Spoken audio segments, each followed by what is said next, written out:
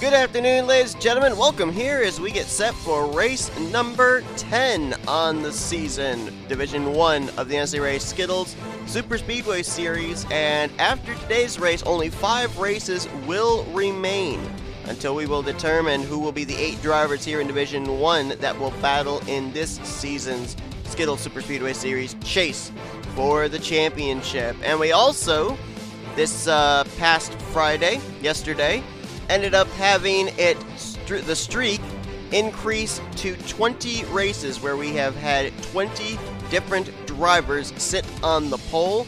Here for Division 1, it's Philip Goldberg in the number 18 Skittles Toyota Camry. No, not rigged, even though he's got the sponsor that sponsors the series. Anyway, moving on here as we get set for this race. It is 29 laps at Talladega Super Speedway.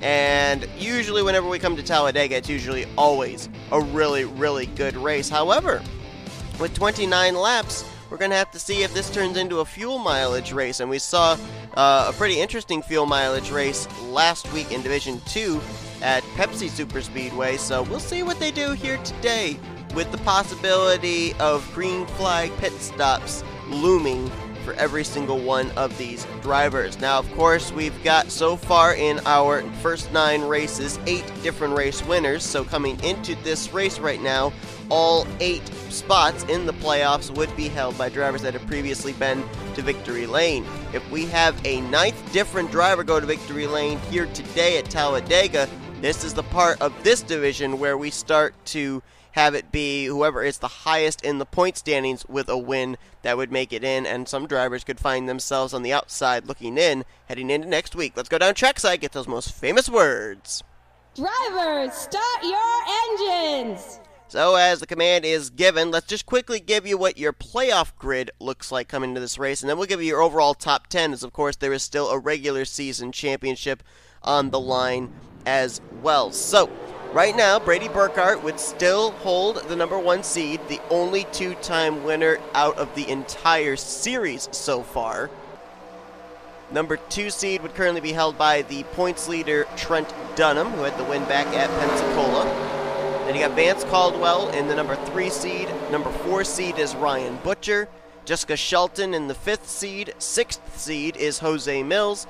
Derek Hamill, who took the checker flag last week at Pepsi Super Speedway, now jumps to the 7th seed, and Seth Cole right now sits in the 8th seed. He's 24th in points coming into this race, so he's got to keep himself up there in the point standings for one of 2 reasons. One, he's got to make sure he keeps himself in the top 30 in points for that win to even remotely count towards a spot in the playoffs. And secondly, being that far down, there are 23 other drivers, well, technically there are 16 other drivers ahead of him in points, that if they win today, Seth Cole would fall out of one of those 8 seeds, and the driver that wins would move in. As far as the overall point standings battle coming to this race goes, Trent Dunham has the points lead now by 15 points over Brady Burkhart. Outside pole sitter Laurent Lemount is 3rd in the standings, 23 points back. Preston Plourd 4th, 25 points back, and 33 points back in 5th is Vance Caldwell. Rest of the top 10 in points, you got Patrick Zych in 6th, Ashlin Boyd in 7th, Ryan Butcher 8th, Cody Smart dropped to 9th, and Riley Spurlytube fell to the 10th position. But here we go, getting ready to go green. 29 laps of racing at the Talladega Super Speedway. Philip Goldberg will lead them down for the first time this season. And the green flag's in the air. Let's roll at Dega.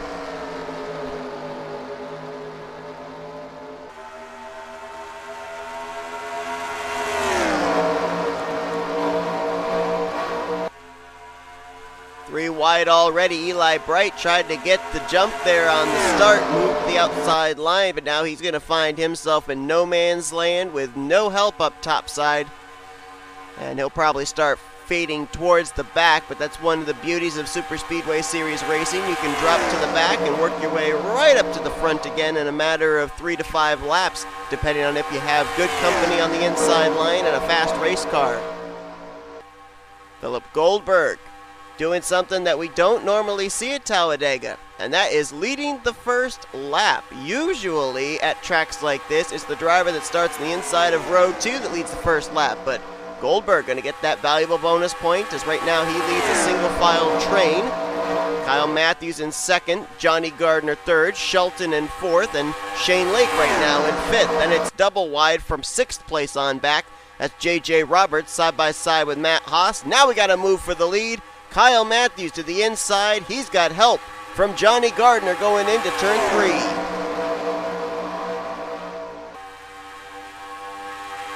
Fifth on that inside line, Patrick Zych, who's worked his way up now to sixth in the overall point standings. And we're going to go 3 wide for the top spot. Who's going to lead the lap? Will it be Mathews? Will it be Gardner? Will it be Lake? Looks like it'll be Shane Lake by about half a car length, and indeed it was. Now he moves up to the middle line to help Jonny Gardner. That opens the door down low for J.J. Roberts. He's got a rear deck lid full of Patrick Zych, and he's going to go to the front. Now Patrick Zych stays down on the bottom. Seth Cole in tow. And he's going to go to the point is Patrick Zych. Trying to get another bonus point here. He's been accumulating them pretty well. Been up front, I think, at least once in the last 3 races. Blocking the middle line, Seth Cole now going to get kicked to the sucker hole. Now moves down low to block the advance to the inside line. That's Roger Ray, and he's got last week's winner, Derek Hamill, with him. Hamill looking to go 2 in a row. Almost 4 wide there for a brief moment. Roger Ray, Seth Cole, Derek Hamill, and J.J. Roberts, but it settles back out to 3 wide. Looks like they might be 4 wide in the middle of the pack. I can't tell. Well, they settle it back out to 3 wide. Just a lot of drivers in different lanes there, and it almost looks like the lanes were intersecting. Toyota out in front, now Toyota to second. Carter Friesen moving up to that position. Friesen's actually been another driver that in the last couple of weeks has really improved in terms of his finishing positions. Especially in the last 2 weeks. At Coca-Cola Speedway, Friesen brought it home in 7th, and last week at Pepsi Super Speedway, he finished in 7th place as well. So back-to-back top 10 finishes for Carter Friesen. He now finds himself 21st in the point standings, and if this driver could get a win, he could very easily move himself into the chase conversation.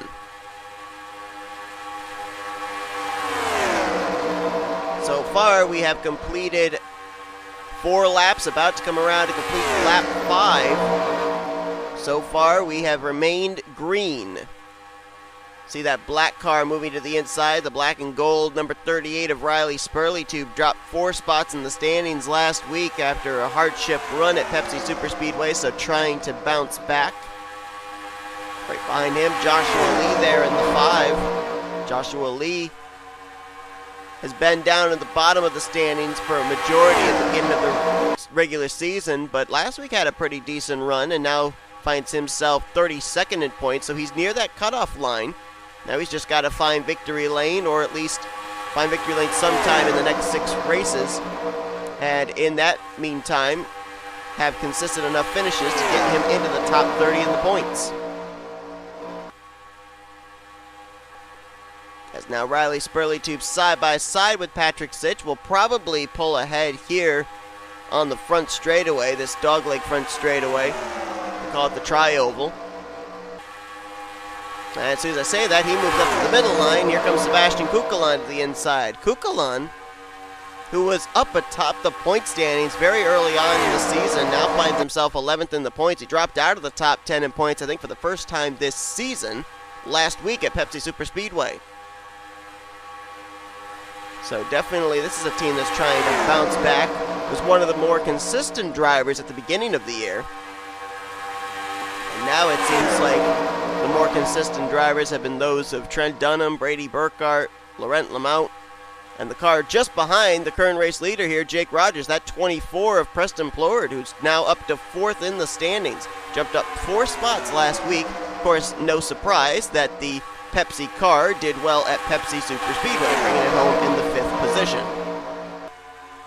Benjamin Miles now to the inside there in the 25, maybe one of the more quiet drivers this season that I was expecting to see really be a force to be reckoned with here in this series. Benjamin Miles, ooh, this is not good. He's going to be leaning on Jake Rogers. Little contact there between the 25 and the 98. They're 4 wide here into turn 3.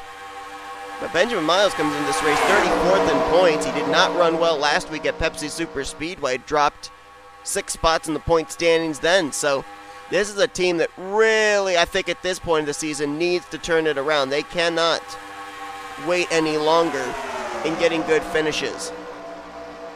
As Ashlin Boyd going to move to the front, bringing Cody Smart along with him. Boyd 6th in points, Cody Smart 9th. Boyd jumped up in the standings last week. Smart free fell through the points. Boyd gained 6 spots and Smart dropped 6 spots. Speaking of dropping, one thing that we see here at Talladega a lot is drivers dropping back and then losing the draft, and we do have a car that has had that happen. Zachary Taylor there in the 85, so he is hoping and praying that there is a caution so that way he's able to catch back up. Taylor, who comes into this race currently situated in the 28th position in the point standings, this is not what he needs right now. He is in 40th, 39th right now is Diego Yepez, who right now is at the very tail end of the field. So right now 39 of the 40 cars are in the lead pack, but as I said, Zachary Taylor, he's just going to continue running all by himself to lose ground to this big group of race cars. Look at them back there, almost 4 wide. Oh, contact! Seth Cole gets turned around in the middle of the field. I believe he got hooked by James Qualls. There's the caution Zachary Taylor needed. It takes place on lap number 10. First yellow of the day as they now race it back to the caution flag. Ashlin Boyd, Cody Smart, Laurent Lemount, single file coming to the line. It'll be the 5 Knights at Freddy's Toyota Camry leading us under the first yellow. And now that very well might have just taken any green flag pit stops out of the equation as well, as we were nearing the point where these drivers might have had to think about entering into the fuel window, whether they were going to short pit or wait until the very end of the fuel tank emptying out. And now I think that with this caution coming out somewhere around 18 laps to go, we might very well now just be in a battle to the checkered flag. There you see the smoke lingering in turn 3. First car I saw get out of shape was the 33 of Seth Cole. We mentioned 24th in points. Our Pigs Creek winner needed a good run here today, and looks like the wreck may have actually made its way over into turn 4 as well. Let's see who was involved in it. And there is the 33 sitting on pit road. A lot of left side damage. Looks like he's got left front damage, especially on the Snickers Camaro. Can't tell if they'll be able to continue or not. Last week's winner, Derek Hamill, was just on pit road. Looks like he's got some front end damage. His win last week jumped him up to 18th of standings, so he certainly did not need this to happen. Oh my goodness, look at the damage on the DeWalt Ford of William Duncan. The hood's all crunched up. The whole left front wheel well is gone, exposing the left front tire. There's the car that I think may have started the wreck with Seth Cole, James Qualls. He's got front end damage. And Jay Roberts is on pit road as well. The 81 now down the way. Oh, actually, I think a number of these drivers might have been regular pit stops, because I think pit road was actually just open. Looks like we got some drivers that decide to stay out, which I am very highly questioning. Oh, no, we didn't. Nope, everybody pit. So I'm only really seeing 4 drivers in particular that look like they might have been involved in this wreck. Seth Cole, James Qualls, William Duncan, and Derek Hamill. We'll have to see if indeed it was a bigger wreck than it originally looks, as we are under caution for the first time here today. Looks like Ashlin Boyd will be our leader when we go back green. Saw that they were 4 wide here in the middle of this big pack. I think they were 4 wide, 2 rows deep. You've got Derek Hamill to the inside of Patrick Zych, and then a row behind them, Seth Cole to the inside of James Qualls. And there's the contact. Yes, I think Seth Cole moved up, and Qualls had nowhere to go. Austin LaPlante in the 88 got a piece of it. So too did the 68 of Roger Ray. Eli Bright's right behind this. He might have gotten a little contact. Now there's a 17 of William Duncan. He's down on the apron trying to avoid. Ooh, Seth Cole back up the track. He's going to get back up into the wall. Oh, there was a wreck further up. We'll have to find out what that was. It looked like that was Derek Hamill and Riley Spurlytube as LaPlante spins even more, that time off the nose of the 69 of Diego Yepez. And I have a feeling something over here is what's going to be where William Duncan got his heavy damage. So let's jump back. Eli Bright was involved in this one. They were 3 wide down on the apron. Yeah, right there. You saw Roger Ray, Jonny Gardner, and Eli Bright. But let's go further up here. Oh, okay. Remember I told you they were 4 wide, a row ahead of Seth Cole and James Qualls. This is that 4 wide situation. And it causes a wreck into turn 4. Jose Millz gets hooked up into Patrick Sitch. Jake Rogers got a piece there as well. Riley Spurlytube, we already mentioned there in the 38. So we actually did have more drivers than originally thought involved in this. Derek Hamill's going to come down the track. Just clips the right rear corner panel of Eli Bright. Spins him around. And I'm not sure which car it is that William Duncan's going to hit. I have a suspicion it might end up being the 12 car, but we'll find out here in just a moment. He's now top right of your screen, that yellow and black Ford. Andrew Miller's going to make his way through, it looks like. And there's the 12 just ahead, drifting down the track.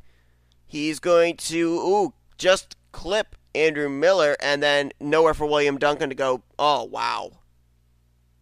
And immediately see the black smoke erupting. I can't tell if that's from underneath the hood of the 12 or under the hood of the 17 or maybe both. Look at that. It ripped the whole left front, or whole right front, I should say, off of the 12 of Eli Bright as well.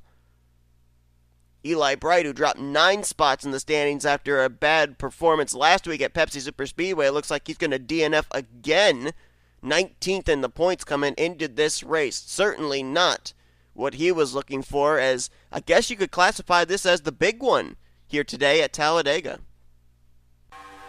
And apologies, we took too much time on that replay to come back in time for the green flag, but Ashlin Boyd is still out in front. They actually just made their way around the 33 of Seth Cole, who is still running, but he is, I believe now, at least 2 laps down, maybe 3. But after that incident, drivers, out of the race are only 2 of them in total, Eli Bright and William Duncan. So everybody else able to at least continue on trying to salvage what they can. Seth Cole is indeed 2 laps down, currently in the 38th position.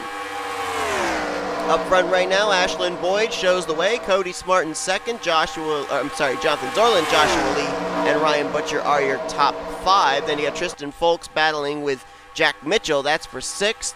Shelton, Sekuli, and Bryant would be your current top 10. As Cody Smart's going to try and get that bonus point. I believe he did indeed lead that lap. Ticker says he did. So we went back green, back on lap 16.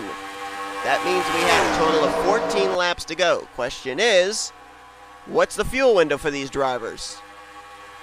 Something says to me we went so far into the race before that caution came out. I will be very surprised if these drivers have to pit before the conclusion of this race. If I remember correctly, I think the fuel window here is something like 18 to 19 laps. So I think they were well within their fuel window when that yellow flag came out. I think that with everybody coming to pit road, I'm pretty certain we're going to basically see these drivers racing to the checkered flag without having to hit pit road again. And look at this!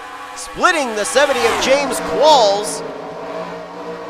So this might be a factor for drivers here. Now the 32 of Derek Hamill an issue. And how about Ryan Butcher and JT Bryant? I don't think they ever hit the brakes or let off the throttle. They just flew around the 70 and the 32. Ryan Butcher, of course, able to risk it a little bit more than some of these drivers. He has a win in the bank. Back at Armory Digital, he's 8th in the point standing, so he can be a little bit more aggressive and maybe try and get his second win of the season, which would maybe probably would lock himself up a spot in the playoffs along with Brady Burkhart. We now have a 4-car breakaway at the front. Ryan Butcher's Toyota being hounded by 3 blue ovals. JT Bryant, Cody Smart, Tristan Fowlkes. JT Bryant comes into this race 12th in points. He's been putting on some good performances last couple of weeks. Cody Smart, we already mentioned, had hardship last week, but he's 9th in the standings. And Tristan Fowlkes coming into this race is currently 26th in the standings. Tristan's looking for his second top 5 of the season. Cody Smart's looking for his first. Cody Smart's finished in the top 10 4 times, but has yet to finish a race in the top 5 this entire season.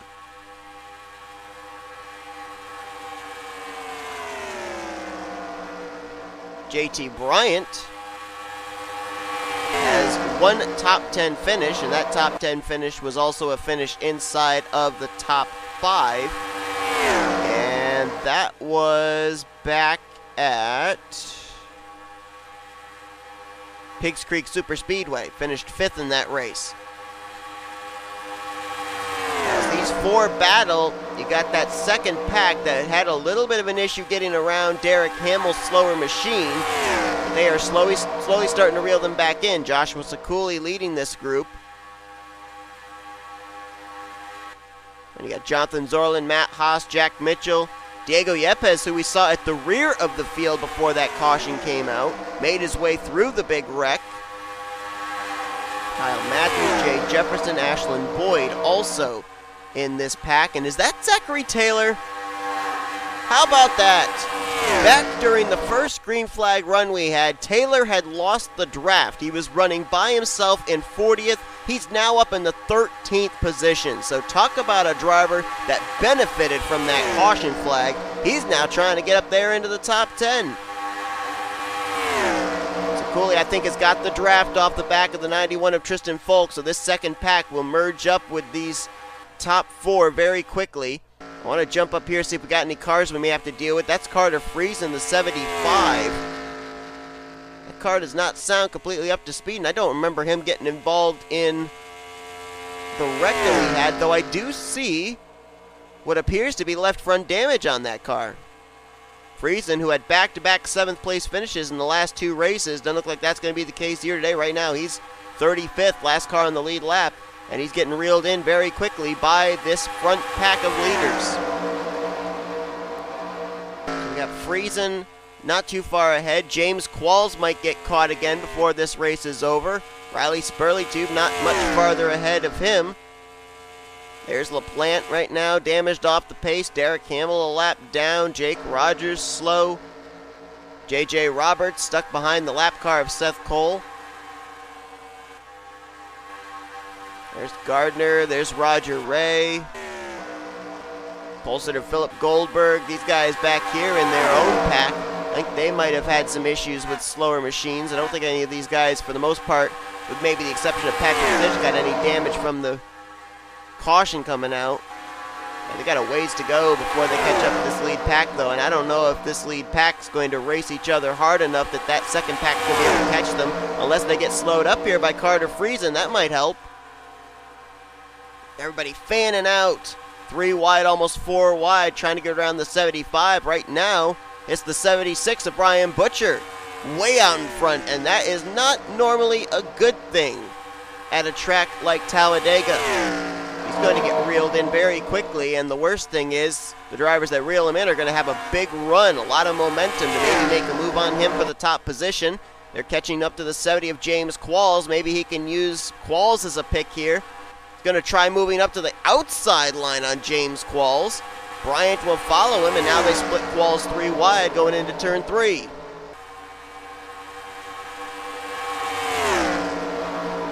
You don't really see drivers jump to the outside line of a slower machine. That was rather unusual to see at Talladega. As you see there, JT Bryant caught Ryan Butcher, had the momentum, but he couldn't get to the left rear quarter panel, at least not this time. He's going to try again down to turn 1, but Cody Smart does not go with him.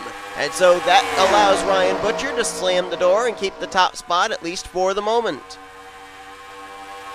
Next car these drivers will encounter will be the 38 of Riley Spurlytube. There's about a straightaway between him and the leader Ryan Butcher, so I don't know if in the next 3.5 laps he will play a factor in the outcome of this race or not. But having to get around James Qualls to split the field up once again. We've got 6 drivers up here in this lead pack. Jonathan Zoerlein, the last of those. Then you got 7th place all by himself, Kyle Mathews. He might get reeled in by this group of Ciculi, Boyd, Mitchell, Yepez, Jefferson, and Taylor. But if so, that's only going to be about 6 or 7 cars trying to catch 6 cars up here in the lead pack. As JT Bryant got kicked out of line. Cody Smart now moves up to 2nd, Fowlkes up to 3rd. Bryant trying to tuck in line in 4th. Matt Haas doesn't want to let him. Has no choice. Now Jonathan Zoerlein moves to the inside for 5th. Next time by, it will be 2 laps to go. Will it just be these 6 drivers battling it out for the win? Will that second pack have enough time to be able to get up there and be a factor into the outcome of this race? Tristan Fowlkes, the move for 2nd. Bryant is going to go with him, so that will be a side-by-side battle here, coming to 2 laps to go. Now the big question is anyone willing to make a move on Ryan Butcher and have somebody go with them? And look at this, JT Bryant now going to help Cody Smart on the top side. Watch that 94 to maybe get some good straightaway speed if the 22 sticks with him. Uh-oh, slow cars again. Now we've got the 32 of Derek Hamill to deal with. Where's Butcher going to go? He's going to go up high. Bryant's going to, ooh, wow, we just barely slid in behind Cody Smart to get around the top side. Ooh, Fowlkes slips up, opens the door for Cody Smart down low. And I think we got a car up ahead, Riley Spurlytube. I don't know if they're going to catch him here on this final lap or not. White flag displayed, 1 more lap to go. Ryan Butcher trying to become the 2nd repeat winner this season and lock himself up a spot in the playoffs. He's got them 3 wide per second behind him. Bryant, Smart, Fowlkes, that could be the proverbial white flag. They're literally giving this win to the 76, unless someone can break free into 2nd place and get to his back bumper into turn 3.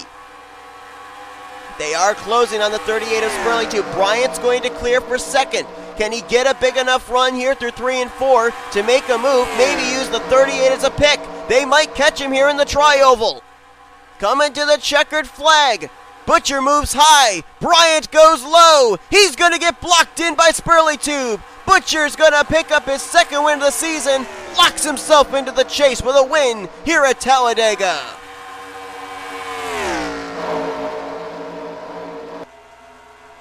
I think the thing that Ryan Butcher did the best I saw in this last green flag run was maneuvering his way through traffic.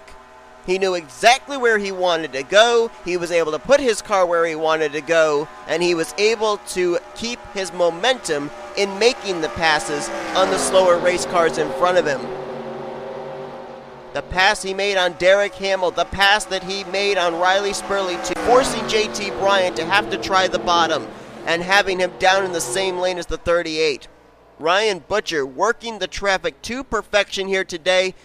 And how ironic is this? The first 2 cars this season that we know are going to probably be locked into the playoffs are Toyota Camrys. Brady Burkhart already a 2-time winner with wins at Daytona and M&M's, and Ryan Butcher now a 2-time winner with wins at Armory and now at Talladega. We've got 2 2-time winners now over here in Division 1. We're yet to have our first repeat winner over in Division 2. Maybe tomorrow, we'll see.